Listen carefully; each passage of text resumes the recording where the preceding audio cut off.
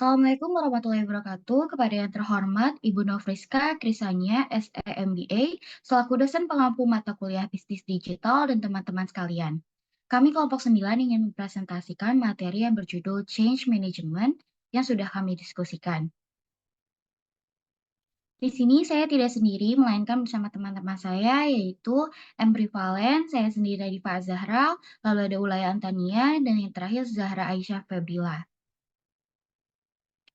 Lalu untuk materi yang akan disampaikan yaitu yang pertama the challenges of digital business transformation, yang kedua different type of change, yang ketiga planning change, yang keempat human research, yang kelima revising organization, yang keenam approach to managing, yang ketujuh towards the social business, yang kedelapan risk management, dan yang terakhir knowledge management. Baik, untuk slide yang pertama akan dipresentasikan oleh rekan saya. Baik, di sini ada the challenge of digital business atau tantangan dari bisnis digital. Jadi bisnis digital ini memang menawarkan banyak peluang, tapi juga pastinya menghadapi berbagai tantangan yang signifikan. Dan berikut ini adalah beberapa dari tantangan bisnis digital. Yang pertama itu ada keamanan dan privasi data. Serangan cyber seperti presetan, phishing, dan malware dapat mengancam integritas dan keamanan data, pelindungan data pribadi pelanggan juga menjadi semakin penting dengan adanya regulasi seperti GDPR dan CCPA. Selanjutnya ada persaingan yang ketat. Di zaman sekarang pasti banyak bisnis yang beroperasi secara online yang membuat persaingan semakin ketat. Bisnis juga harus terus berinovasi dan menawarkan nilai tambah untuk tetap kompetitif. Selanjutnya ada perubahan teknologi yang cepat. Di zaman sekarang teknologi sangat berkembang dengan cepat dan bisnis juga harus beradaptasi untuk memanfaatkan teknologi baru. Investasi dalam infrastruktur IT dan pelatihan karyawan menjadi sangat penting. Yang selanjutnya ada kepercayaan pelanggan. Membangun dan mempertahankan kepercayaan pelanggan itu sangat penting, terutama terkait dengan keamanan transaksi dan privasi data. Dan yang terakhir ada pembayaran dan transaksi. Mengelola berbagai metode pembayaran dan memastikan proses transaksi yang aman dan efisien adalah tantangan besar. Bisnis juga harus waspada terhadap penipuan dan memastikan ada sistem untuk mendeteksi dan mencegahnya. Next slide.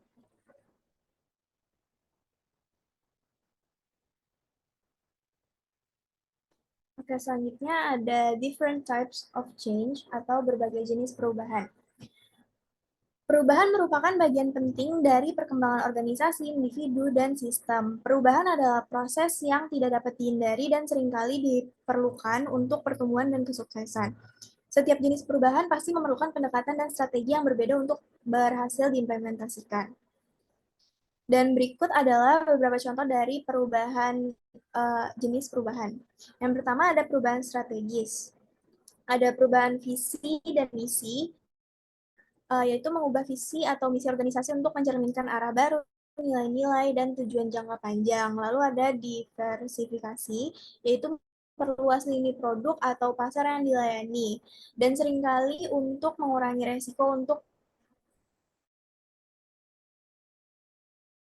resiko atau mengeksploitasi. Ini ada digitalisasi, yaitu mengadopsi teknologi digital baru untuk menggantikan proses manual seperti penggunaan sistem atau CRM. Yang ketiga adalah perubahan budaya. Yang di sini ada pengembangan budaya organisasi, yaitu mengubah nilai-nilai, norma, dan perilaku dalam organisasi untuk menciptakan lingkungan kerja yang lebih inklusif, inovatif, dan kolaboratif. Dan yang terakhir adalah perubahan pasar, yaitu respons terhadap persaingan. Mengubah strategi pemasaran, harga, atau produk untuk merespon tindakan pesaing atau perubahan dalam preferensi konsumen. Lalu selanjutnya ada globalisasi, yaitu mengadaptasi operasi dan strategi untuk memasuki pasar global atau mengelola rantai pasokan internasional. Untuk slide selanjutnya akan dipresentasikan oleh rekan saya.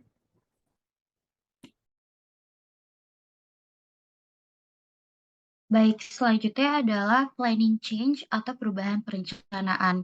Planning change ini mengelola perubahan untuk ketika tujuan atau strategi untuk memperkenalkan perubahan bisnis digital yang telah ditentukan. Perubahan ini difokuskan untuk bagaimana menerapkan strategi untuk mencapai tujuan melalui aktivitasnya.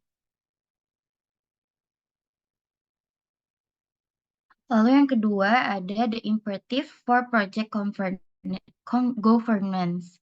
Jadi untuk manajemen tata proyek yang baik itu membutuhkan beberapa unsur, seperti yang pertama estimasi identifikasi aktivitas yang terlibat proyek.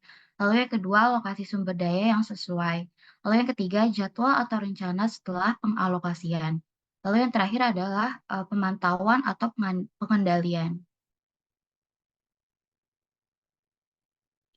Selanjutnya ada human resource requirement atau persyaratan sumber daya manusia. Implementasi bisnis digital memerlukan keterampilan dalam membentuk organisasinya dalam memilih staf. Namun yang lebih penting dari pemilih staf adalah bagaimana mempertahankan staf bisnis digital yang efektif dan berpengalaman. Untuk usaha dalam human resource requirement ini yang pertama ada retensi staff. Retensi staff itu merupakan strategi organisasi untuk mempertahankan karyawan yang potensial yang dimiliki oleh perusahaan atau organisasi. Lalu usaha yang kedua yaitu pengalih-dayaan atau outsourcing, yaitu pengalih-dayaan ini pemindahan kerja dari satu perusahaan ke perusahaan lainnya. Baik, untuk slide selanjutnya akan dipresentasikan oleh rekan saya. Baik, selanjutnya terdapat revising organizational struktur. Jadi ketika suatu perusahaan pertama kali memulai bisnis digital, pastinya akan membuat situs web untuk mempromosikan produknya. Nah, biasanya tuh akan menggunakan struktur perusahaan yang sudah ada seperti outsourcing untuk menutupi kekurangan sumber dayanya.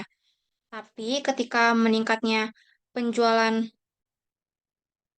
pada situs web, maka perusahaan perlu untuk meningkatkan struktur organisasinya. Boleh next.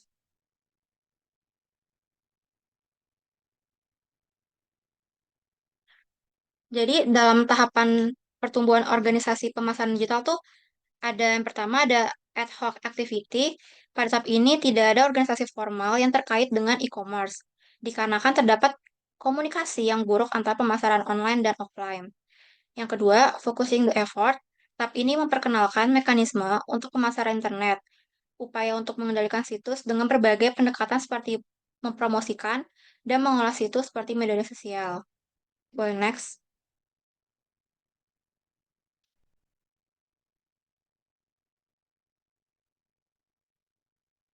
Yang ketiga tuh terdapat formalization. Jadi pada tahap ini, pemasaran internet akan mencapai masa kritis dan akan ada kelompok yang terdefinisi atau unit bisnis terpisah di dalam perusahaan yang mengelola semua pemasaran digital.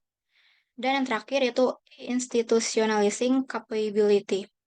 Pada tahap ini melibatkan pengelompokan formal di dalam organisasi dengan hubungan formal yang dibuat antara pemasaran digital dan kegiatan inti perusahaan. Boleh di next.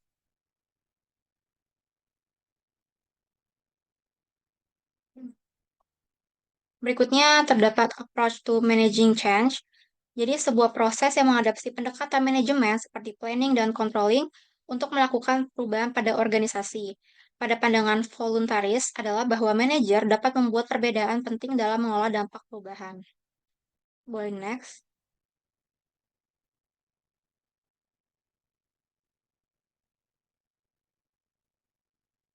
Jadi terdapat cara manajer bisnis digital untuk meningkatkan bisnis digital, yaitu yang pertama dengan prepare approach. Jadi manajer mempersiapkan pendekatan untuk change management. Ini mencakup tujuan, dampak, dan pendekatan perubahan seperti apa yang akan digunakan untuk mencapai kesuksesan. Yang kedua, manage change.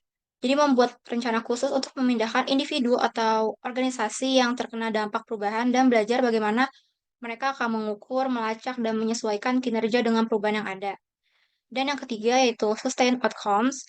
Jadi organisasi mencapai manfaat perubahan dan berfokus pada cara untuk mempertahankan perubahan yang diadopsi dari waktu ke waktu untuk hasil yang telah diperoleh. Selanjutnya akan dipresentasikan oleh rekan saya.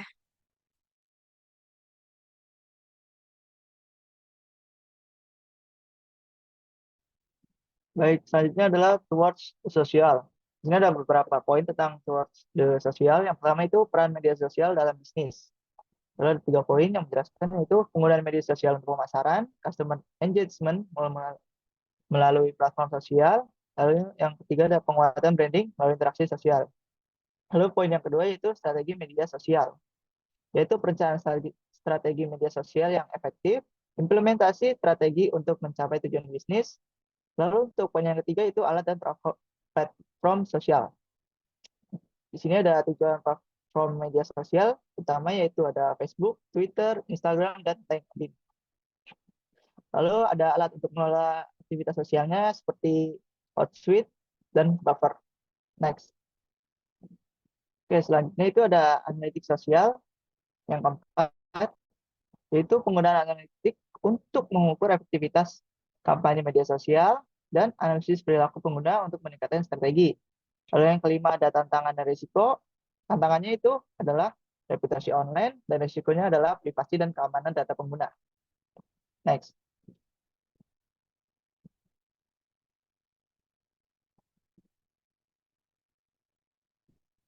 Oke, selanjutnya adalah risiko manajemen. Ada beberapa poin tentang risk management. Yang pertama itu identifikasi. Ada identifikasi keamanan cyber dan operasional dan kepatuhan. Lalu yang kedua ada penilaian. Penilaian itu seperti dampak dan kemungkinan terjadinya resiko. Lalu ada penetapan prioritas penanganan. Lalu yang ketiga ada strategi mitigasi. Ada 3 poin di sini, yaitu mengembangkan strategi pengendalian internal, penggunaan asuransi untuk mitigasi risiko, dan rencana pemulihan bencana. Next.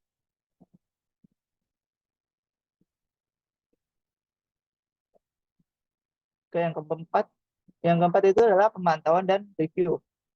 Yaitu sebuah proses pemantauan risiko secara terus-menerus dan review berkala untuk efektivitas strategi mitigasi.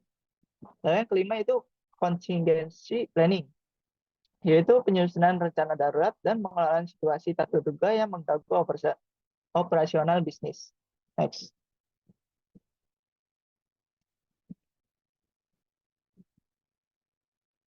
Oke, selanjutnya adalah knowledge management.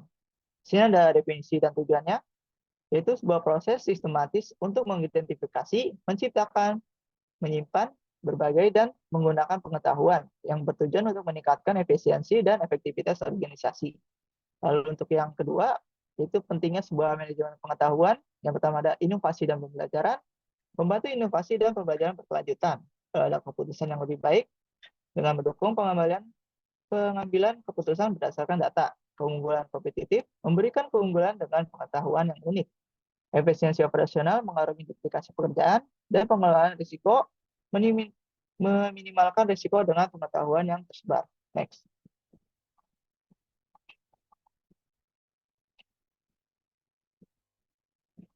Lalu ada poin yang ketiga, yaitu proses manajemen pengetahuan, yaitu dengan menciptakan pengetahuan, kita dapat mendapatkan ide baru, penelitian, dan inovasi. Lalu ada penyimpanan, seperti basis data dan sistem dokumen. Lalu ada berbagai pengetahuan seperti rapat, pelatihan, dan alat kolaborasi. Lalu ada pemanfaatan pengetahuan, yaitu meningkatkan proses dan layanan. Lalu yang keempat ada teknologi, dari sistem manajemen konten, yang melalui dokumen dan konten digital, basis data pengetahuan seperti repositori informasi terstruktur, dan alat kolaborasi seperti Microsoft Teams, Slack, dan Trello. Oke, next.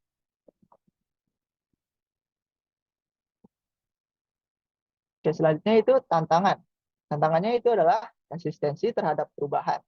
Enggan berbagi pengetahuan perlu perubahannya budaya. Lalu ada isu privasi dan kepemilikan dengan melindungi informasi sensitif, kebijakan yang jelas. Lalu ada integrasi sistem, yaitu tantangan teknis memastikan interoperabilitas. Next.